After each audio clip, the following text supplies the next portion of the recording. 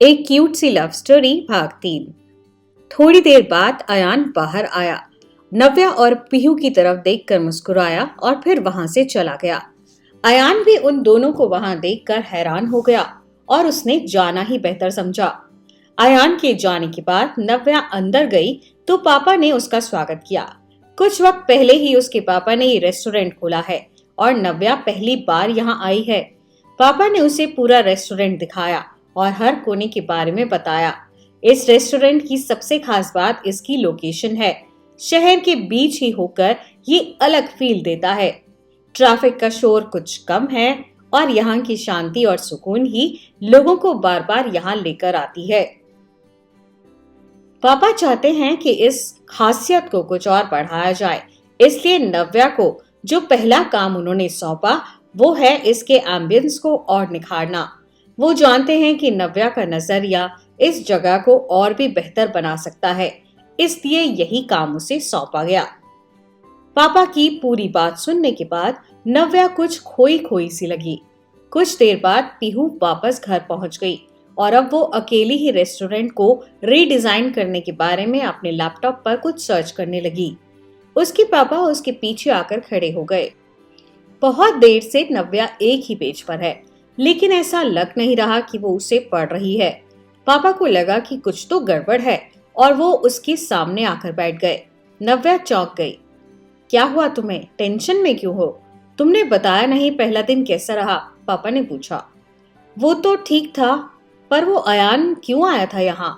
नव्या ने हिम्मत करके पूछ ही लिया। अयान नौकरी के लिए आया था, पार्ट टाइम काम करना चाहता है यहाँ।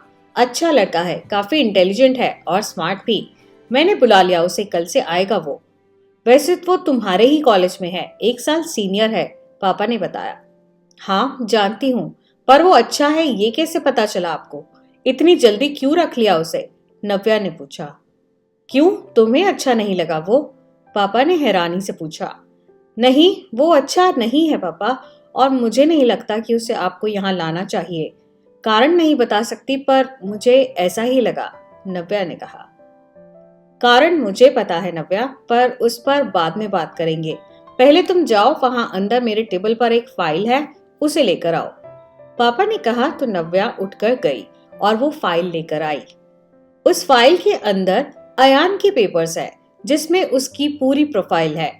नव्या ने अयान के बारे में पढ़ा तो उसे पता चला कि उसके शहर के एक बड़े बिजनेसमैन का वो बेटा है, लेकिन उस फाइल में इससे ज्यादा अहमियत उसकी क्वालिफिकेशन और सर्टिफिकेट्स की है। स्कूल और कॉलेज में टॉपर रहा और हर फील्ड में आगे।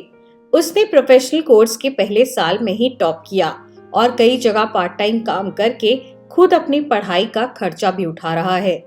नव्या उसकी फाइल के पन्ने पलटते हुए सोचने लगी कि क्या वाकई ये वही अयान है जिससे उसकी पहचान गलत शुरुआत से हुई। फाइल बंद करने के बाद नव्या ने पापा को देखा।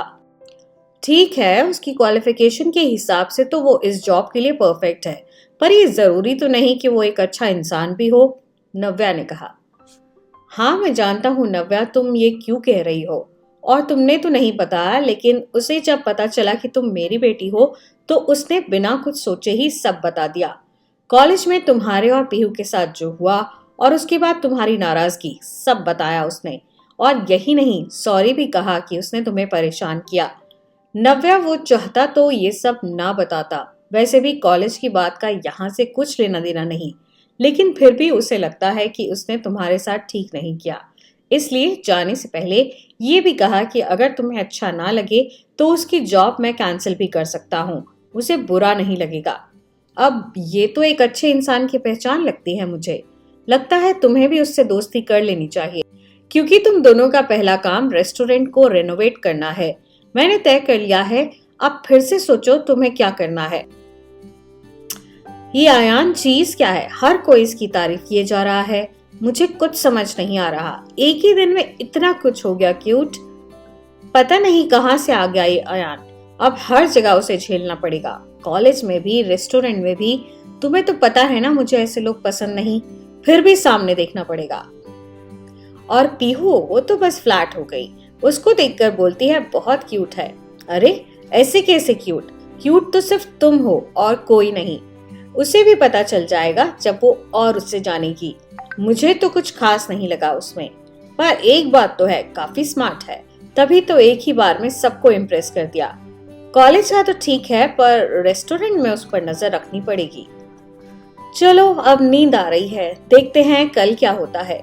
नव्या ने घर पहुंचने के बाद क्यूट से बात की और सो गई।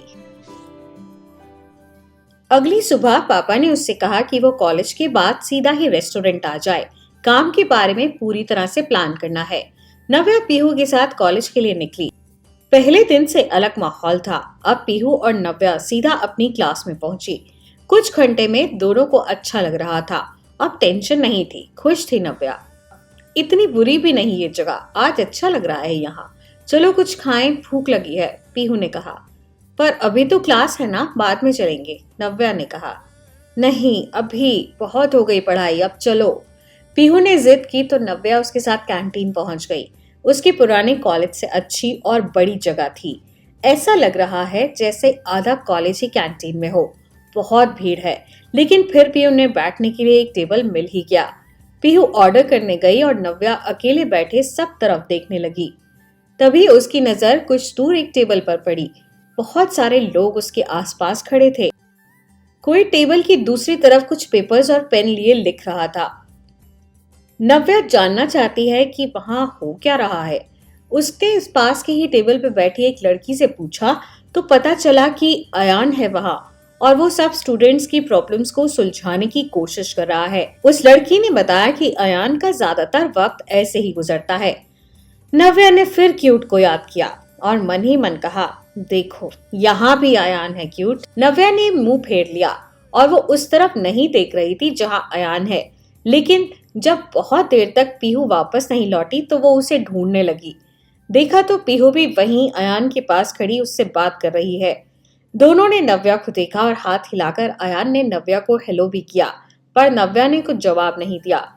कुछ देर बाद पीहू लौटी और नव्या को आते ही कहा, अब भी नाराज हो? अब तो सब क्लियर है ना, बात करो अयान से, काम भी तो करना है ना साथ में। उसने कहा वो कॉलेज के बाद जाएगा रेस्टोरेंट, तुम्हें साथ ले जाएगा। मैं स्कूटी से घर चली जाऊंगी, पीहू ने कहा। मैं क्यों जाऊंगी उसके साथ, और पापा ने उसे रखा है, काम भी वही करवाएंगे। मुझे कुछ मतलब नहीं उससे, और प्लीज तुम्हें उससे बात करनी है तो करो, पर मुझे फोर्स मत करना, नव्या ने गुस्से से कहा। नव्या, तुम्हारी यही प्रॉब्लम है, एक बार जो दिमाग में बात घुस गई उसे निकालना बहुत मुश्किल है। चलो छोड़ो, मैं उससे मना कर देती हूँ, पीहू ने कहा और अपने फोन से अयान को मैसेज किया। कॉलेज खत्म होने के बाद गेट पर फिर अयान से सामना हुआ। पीहू ऑटो से घर जा चुकी थी और नव्या अपनी स्कूटी को पार्किंग से निकाल रही है। अयान की बाइक भी वहीं पास में ही खड़ी है। अयान ने नव्या को देखा तो उसके पास आ गया। मैं अच्छी बाइक चलाता हूँ, आपको गिराता नहीं। हम दोनों एक ही जगह जा रहे थे तो सोचा साथ चलते, अयान ने कहा। मेरे पापा ने तुम्हें रेस्टोरेंट का काम करने के लिए रखा है, मेरा ड्राइवर बनने के लिए नहीं। मैं खुद जा सकती हूँ, नव्या ने कहा। मुझसे कभी किसी लड़की ने इतनी रूडली बात नहीं की नव्या। मैं सॉरी कह चुका हूँ, पर शायद तुम्हें यकीन नहीं। ठीक है, अब पक्का कभी कोशिश नहीं करूंगा तुमसे बात करने की, अयान ने कहा और वहां से चला गया। नव्या शॉक में वहीं खड़ी रही और खुद से पूछने लगी, क्या उसने ज्यादा रूडली बात की अयान से? वो भी किसी से इस तरह तो बात नहीं करती, फिर क्यों हुआ ये? रेस्टोरेंट पहुंचने के बाद अयान को बाहर ही वेट करते हुए देख नव्या थोड़ी चौंक गई। अंदर जाकर पता चला कि पापा किसी काम से बाहर गए हैं। नव्या ने फोन पर बात की तो पापा ने कहा कि वो अयान को काम समझा दे। अयान को अंदर बुलाने से पहले नव्या किचन में गई और वहां हेड शेफ को कुछ करने को कहा। उन्होंने भी हंसते हंसते नव्या की बात मान ली। कुछ देर बाद एक वेटर को बाहर भेजकर नव्या ने अयान को पापा के रूम में बुलाया। पापा यहाँ नहीं है, उन्होंने कहा कि मैं तुम्हें काम बता दूं, तो सबसे पहले किचन में जाकर हेड शेफ से मिल लो, नव्या ने कहा। अयान सर हिलाकर वहां से निकल गया। आगे उसके साथ क्या होने वाला है इससे वो अनजान है। किचन में पहुंचने के बाद हेड शेफ ने उससे पूछा कि उसे क्या बनाना आता है और उसे एक डिश बनाने में एक शेफ की मदद करने को कहकर वहां से बाहर आ गए। अयान हैरान था कि ये कैसा काम है, उसका किचन में क्या लेना देना, लेकिन पहला दिन होने की वजह से वो कुछ बोल नहीं पाया।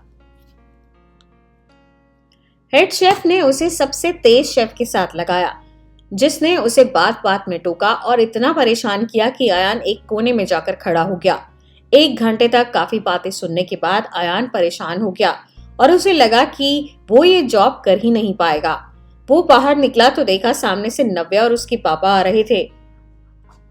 इससे पहले कि अयान कुछ कहता, नव्या ने कहा, अयान ने कहा वो बहुत अच्छा खाना बनाता है और देखना चाहता है कि किचन में कैसा काम होता है। नव्या ने अपनी हंसी रोकते हुए कहा। अयान नव्या को देखने लगा क्योंकि उसी ने उसे किचन में भेजा था। और इस बीच नव्या के पापा ने कहा, चलो अच्छा है, पर ज्यादा परेशानी तो नहीं हुई ना अयान। अब अयान को पूरी बात समझ आई। दरअसल नव्या ने अब अयान की रैगिंग की। उसने अयान को वैसे ही सिचुएशन में डाला जैसी उसने महसूस की थी।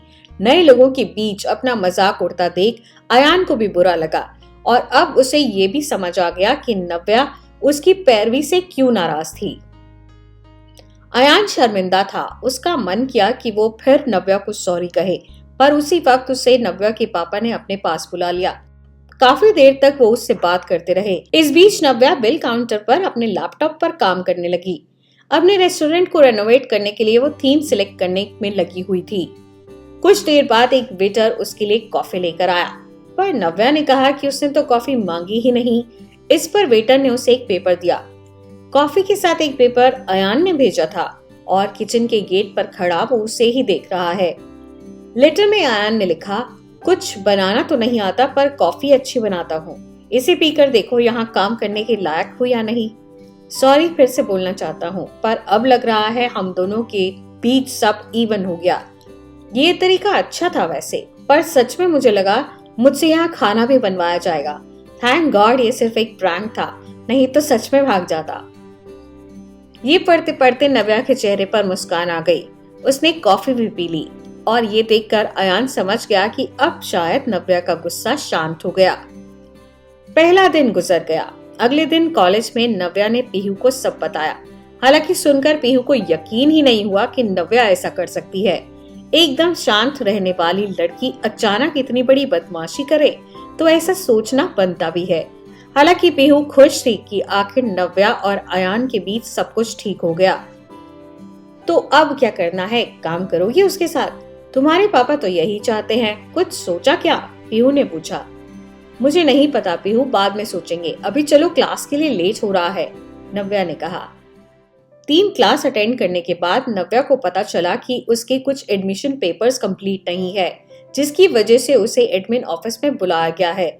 नव्या वहां पहुंची तो पता चला कि एक माइग्रेशन सर्टिफिकेट कम है, जो उसे अपने पुराने कॉलेज से लाना था और आखिरी दिन ये मैनेज करना उसके लिए बड़ी परेशानी खड़ी कर रहा है। नव्या ने पापा को फोन किया लेकिन कोई रास्ता दिखाई नहीं दिया। उसी दौरान पीहू ने अयान को फोन करके वहां बुला लिया। अयान कॉलेज प्रेसिडेंट है और इस तरह की परेशानी अच्छे से हैंडल कर सकता है, लेकिन ये बात पीहू ने नव्या को नहीं बताई। अयान को वहां देखकर नव्या चुप हो गई।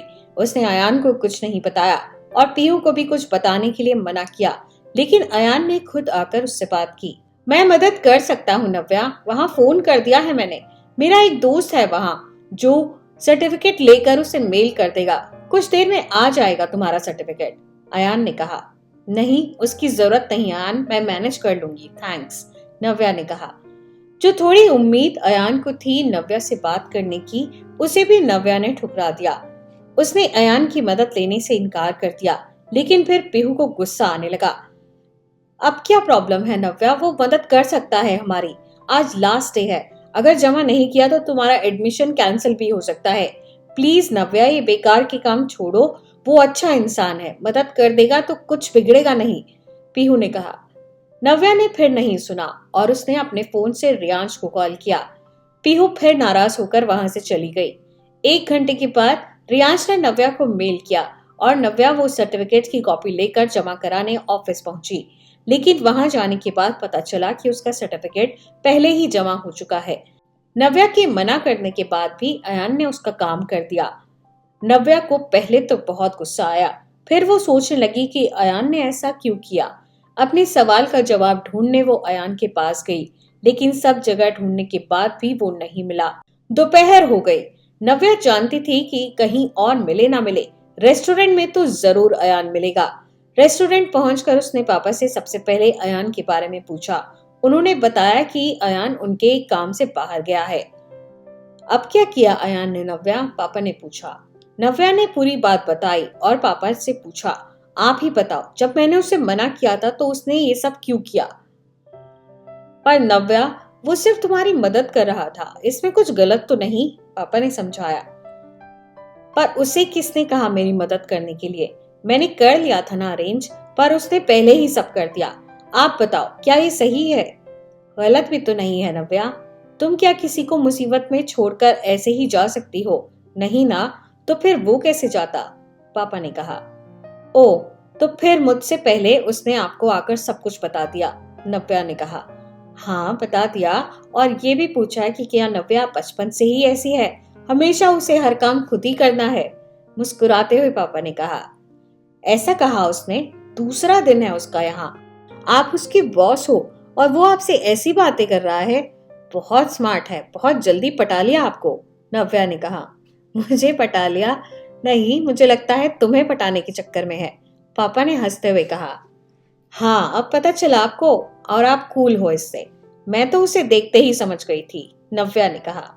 हाँ, कूल हूँ, क्यों ना हूँ? देखो, 2 दिन में तुम्हें बदल दिया उसने। चुपचाप रहने वाली नव्या अब अपने पापा से ऐसे बात कर रही है। मुझे तो पसंद है वो, और यहाँ से वो जाने वाला नहीं, पापा ने कहा।